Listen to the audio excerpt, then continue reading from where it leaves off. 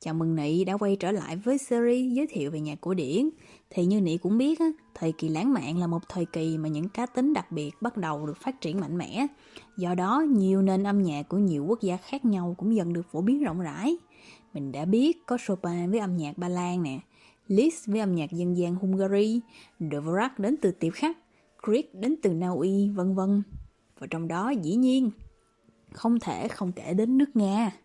Thì ngoài Tchaikovsky ra, có một nhóm nhạc sĩ cũng đã góp phần đưa âm nhạc Nga lên một tầm cao mới. Nị có nhớ nhóm nhạc sĩ Nga 5 người mà cô đã nhắc đến trong bài Tchaikovsky không? Thì hôm nay mình sẽ nói về nhóm nhạc sĩ Nga này nha. Thì nhóm 5 người này bao gồm Yuri Balakirev, Modest Mussorgsky, Nikolai Rimsky-Korsakov, Alexander Borodin và Sezagui. Chủ trương và phong cách âm nhạc của nhóm này là tạo nên một phong cách âm nhạc mang tính dân tộc Nga đậm đà. Và cũng do cái sự đậm đà này mà Tchaikovsky với phong cách pha trộn giữa Nga và Tây Âu đã không thể gia nhập nhóm. Balakirev là người lãnh đạo và hướng dẫn nhóm nè. Còn Sezagui thì ông không có sáng tác nhiều, nhưng mà ông lại là một nhà phê bình âm nhạc xuất sắc. Tiếp theo là một trường hợp vô cùng đặc biệt mà cô muốn giới thiệu với Nị. Đó là Borodin. Borodin là một trường hợp vô cùng tài năng nha. Ông vừa là nhà soạn nhạc và còn đồng thời vừa là nhà hóa học nữa. Và ở cả hai lĩnh vực ông đều vô cùng xuất sắc. Giờ mình sẽ nghe qua một trích đoạn trong vở opera nổi tiếng Hoàng tử Igor của ông nha.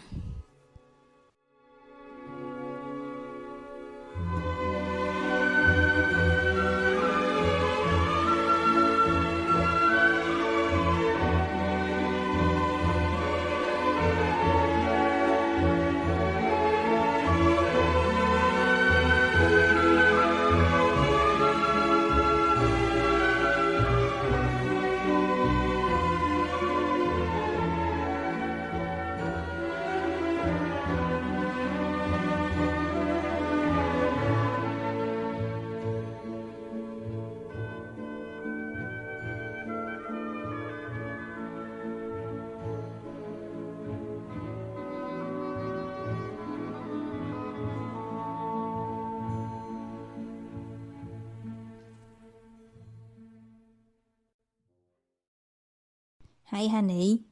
Thì sau này nếu mà có học hóa mà nghe tới cái tên Borodin thì nhớ tới ông và tác phẩm Hoàng tử Igor của ông nha. Người tiếp theo cũng nổi tiếng không kém, đó là Mussorgsky. Nhìn ông ngầu ha, mà ông ngầu thiệt. Ông là người có nhiều cải cách nhất trong nhóm, nên nhạc của ông nghe nó cũng lạ lắm Nị.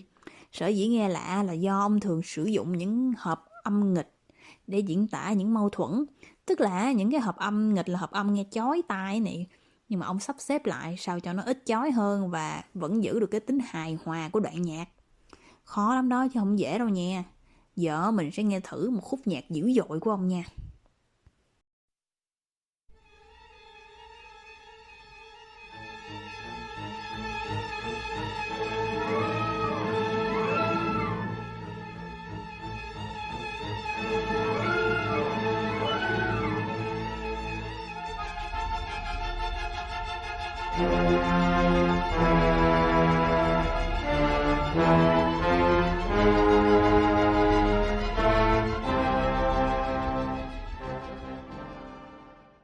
Dữ dội ha Nị ha.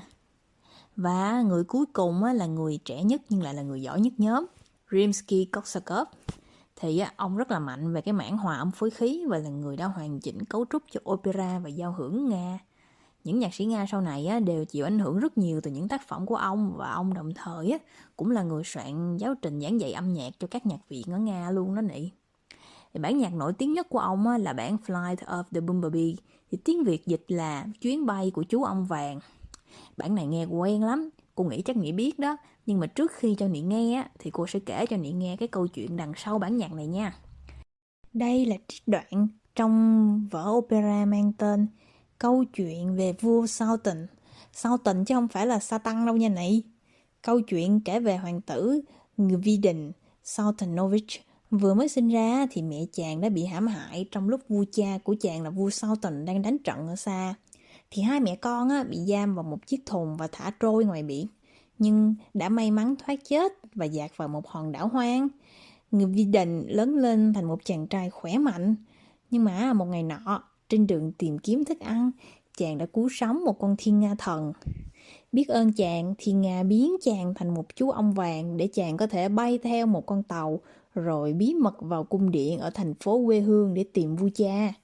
Cuối cùng, cả gia đình vua So Tịnh đoàn tụ, còn chàng hoàng tử thì kết hôn với nàng công chúa Thiên Nga. Happy ending. Thì trong khúc nhạc chuyến bay của chú ong vàng này nè, Korsakov đã dùng âm nhạc mô phỏng lại tiếng vo ve gấp gáp của côn trùng để chuyển tải một cách xuất sắc hình ảnh về một chú ong bận rộn đang lao vun vút.